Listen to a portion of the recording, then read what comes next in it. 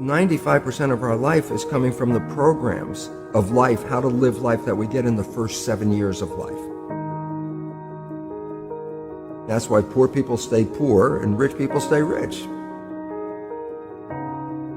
The movie The Matrix is not science fiction. It's a documentary. Every human, and it's a fact, every human first 7 years is download hypnosis. The brain of a child under 7 is in a lower vibrational frequency. When you put wires on a person's head, you read electroencephalograph, reading brain activity. A child below 7 has a lower vibration than consciousness. It's called theta. Theta is imagination. Oh, that's how kids play a tea party with mud pies, but to them it's a real thing. A kid rides a broom, it's a horse. That's theta, imagination. Theta is also hypnosis. And the idea is this: before you can become conscious, if you don't have any programs, what are you going to be conscious of? So nature makes the first 7 years. What kind of programs are required to live on this planet? I say, how do you get them? Theta is hypnosis. You just watch. You watch your parents, you watch your siblings, and your community, because you have to learn how many 100,000 rules. Think about it. Just to be a functional member of a family and a functional member of a community, there are rules. Teach an infant these rules. I say, oh, you don't have to. First 7 years, they observe it and just download it. Look, this is not new. I mean, there's the famous book, Rich Dad, Poor Dad.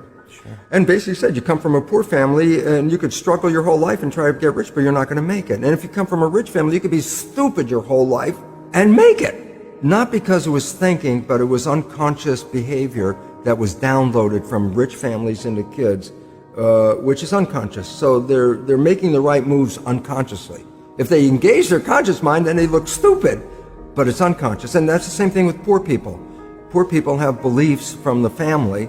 Oh, you can't make it, life's a struggle, things are hard, who do you think you are? And if that's the program you get, then 95% of the day you will sabotage yourself. And that's why poor people stay poor and rich people stay rich, because the programming.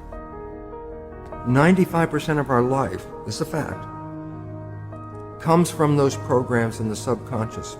Every day, only about 5% of their life are you using conscious, which is creative. 5%. So your life is being lived, even though you think you're living your life. Exactly, and you don't see it because it's called subconscious, below conscious. So you don't have to try and think about what happened. I just say, look at your life. The things you like that come into your life come in because you have a program that supports them. But anything you struggle with, work hard at, put a lot of effort into making it happen, why you're working so hard, inevitably, you have a program that doesn't support that conclusion and you're trying to override the program.